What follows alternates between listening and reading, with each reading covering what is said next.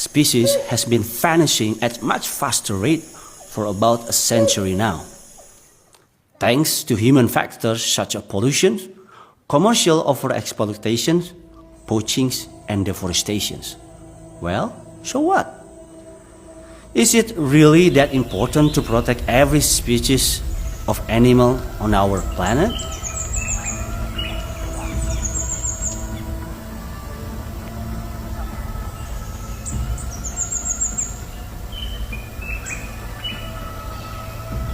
My name is Yoki Hadiprakarsa. I am wildlife biologist. Since 2000s, I'm focusing for the hornbill conservation in Indonesia.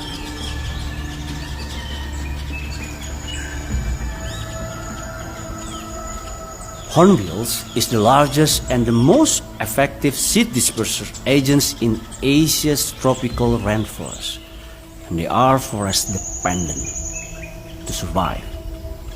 Indonesia is home for 13 hornbill species, 3 of which are endemic to the country, and the important part is Indonesia is the largest hornbill habitat for the other 3 hornbill species we share with other Asian countries. This makes Indonesia is the richest and the most important country for hornbill conservation in the world. But the forests, which are their main habitat, has been disappearing rapidly. Currently, 1.2 million hectares of Indonesian forest disappearing each year to feed human needs for virgin paper and cheap vegetable oil. The situation is worsening with poor land use planning at any level.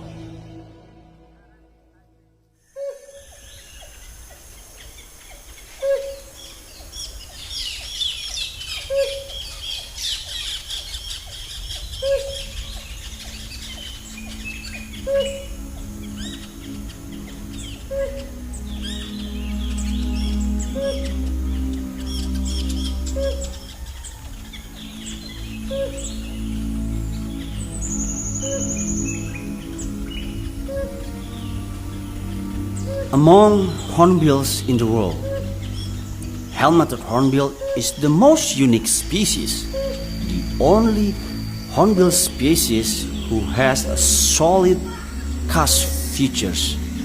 It's been recognized for its ivory-like quality.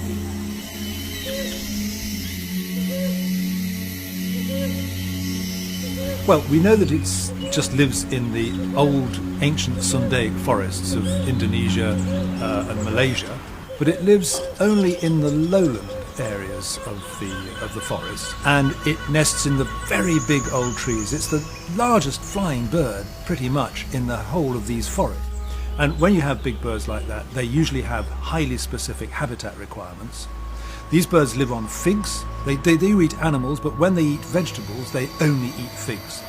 And then they nest in holes in big old trees. These trees are going to be some of the big old giants of the forest, and these are the ones that get felled first. The helmeted hornbill has a very slow reproductive rate, which is typical of old birds living in old forests.